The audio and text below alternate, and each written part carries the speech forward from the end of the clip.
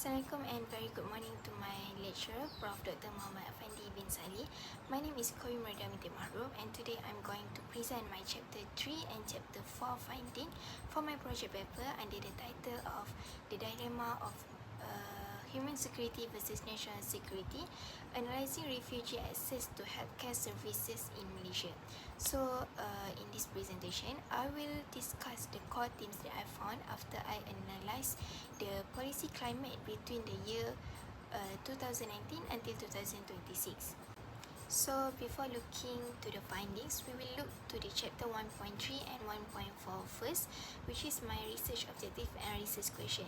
So this study is we can see that this study is guided by three main goals, which is the first one, to examine how Malaysia's national security policy will be influenced the legal and financial limitations imposed on refugee, and the second one, to analyze how the dilemma between security enforcement and human security will be affect public health risk for local citizens, and the last one, to evaluate the effectiveness and challenges that faced by non-state actors like UNHCR and local NGOs in filling these policy gaps.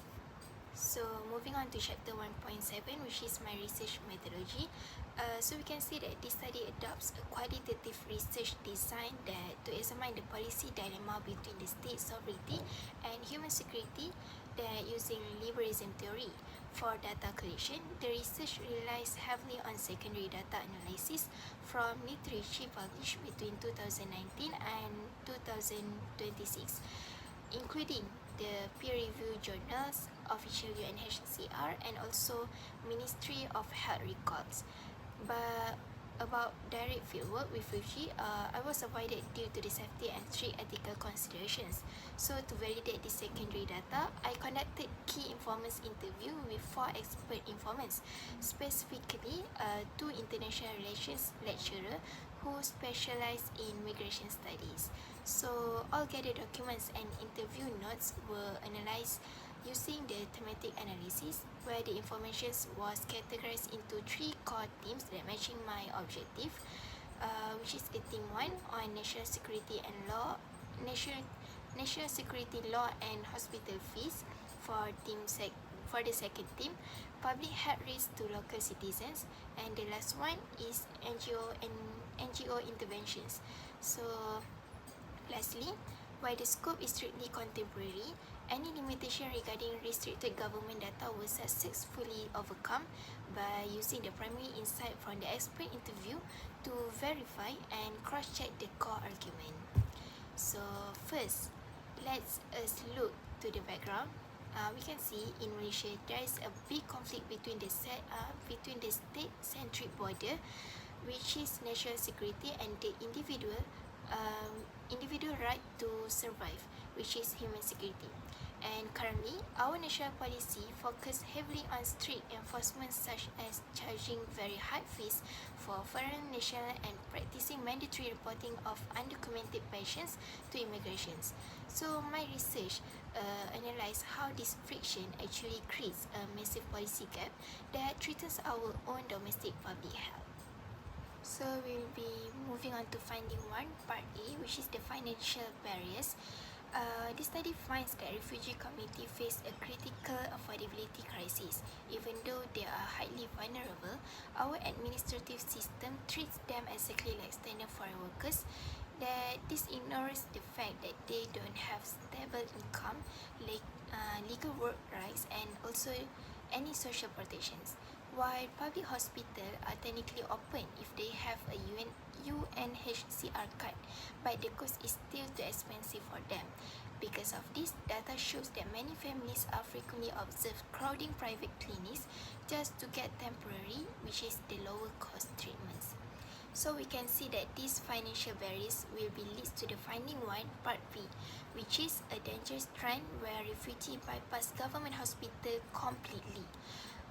The data shows that many individuals choose to go straight to the local pharmacy to buy over-the-counter medicine because pharmacy staff usually doesn't ask for their passport or legal documents. However, this will be creates a major clinical hazard because unmonitored self-medication damage will be damaged the long-term health, and it will be risk because they are hiding active disease outbreaks from the health authorities. So from a state perspective, heavily subsidizing non-citizen is difficult because it will be strains our national budget, and it's feel unfair to the Malaysian taxpayer who pay for their taxes.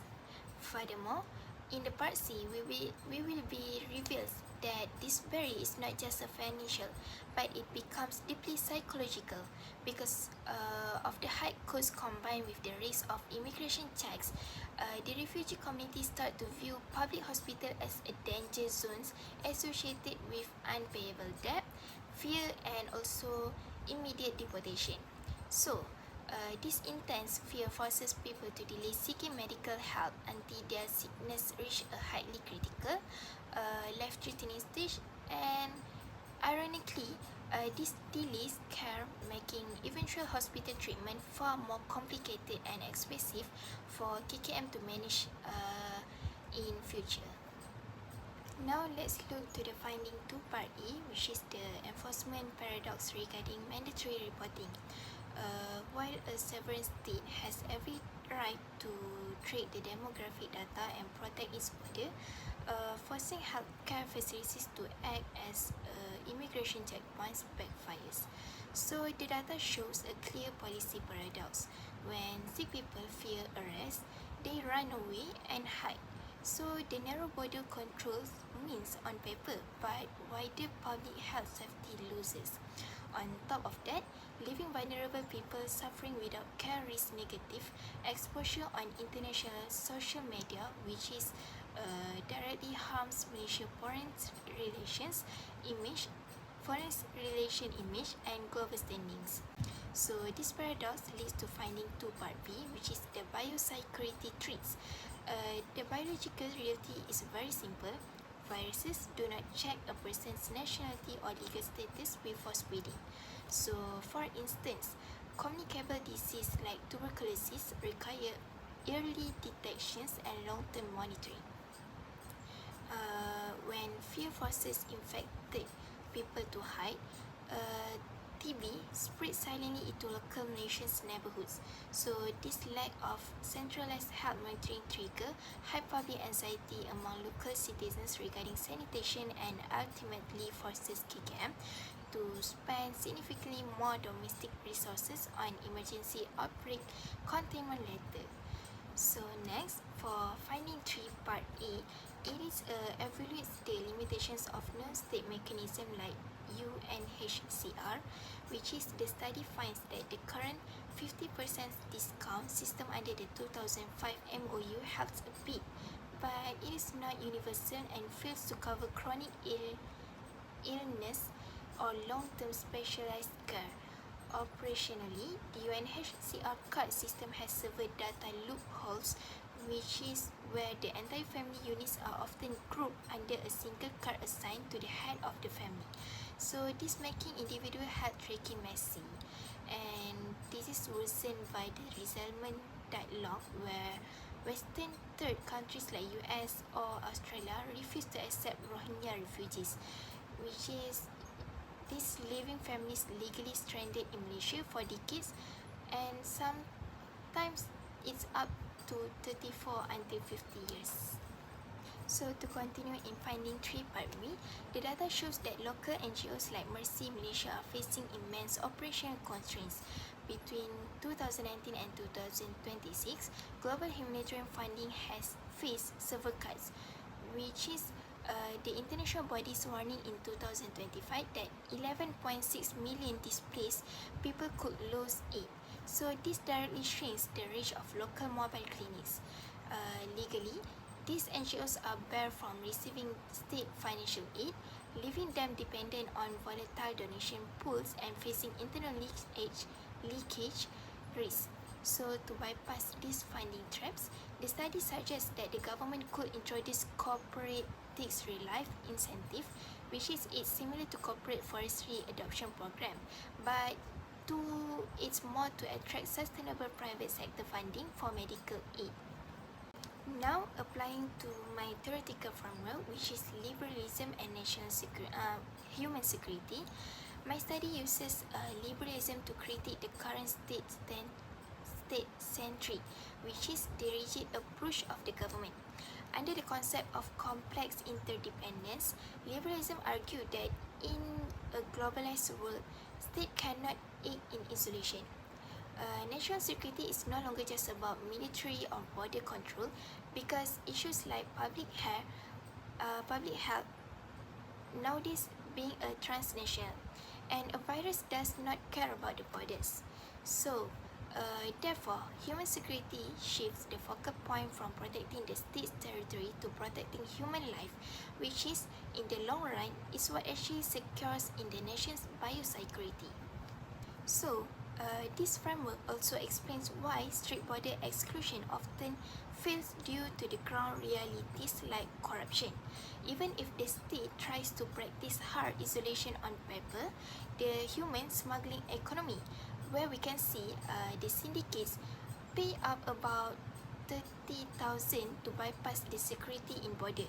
So this already proved that the state cannot solve migration crisis through the rigid security alone. We need to institutional cooperation, which is a core argument of liberalism. So lastly, from the perspective of political variables, liberalism looks at how domestic political changes affect international cooperation. In Malaysia, refugee governance lacks continuity because it changes with every prime minister. During the MOHD era, the focus was deeply restricted. However, under Prime Minister Anwar Ibrahim, there is a strong liberal optimism because of his background with civil society and humanitarian value. So, my study analysed how this political window should be used to improve institutional framework between the state, the UNHCR, and local NGOs like Mercy Malaysia, rather than keeping policy reforms structurally frozen. Based on these findings, the study shows that Malaysia does not have to choose between national security and humanitarian duty. We recommend 4 concrete policy reforms, which is for the first one, control inclusion.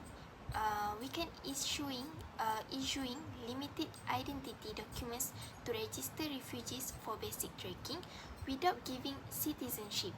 And the second one, institutional delinking, where we can separating public health from immigration enforcement, so hospital becomes safe zones for treating infectious disease. And the third, centralized screening centers upon entry to secure solid medical records. And the last one, work right access in selected sectors, so refugees can earn an income, pay their own medical bills, and reduce the financial burden on Malaysian taxpayers. In conclusion, public health only works when it protects everyone living within our borders. So treating refugee healthcare purely as an immigration issue backfires and damages our own domestic biosecurity. Ensuring basic healthcare access is a practical investment that directly preserves the health and the safety of the local Malaysian populations. So that's conclude for all my presentation. Thank you very much, and I'm ready for the Q&A sessions for the next if you have. Thank you.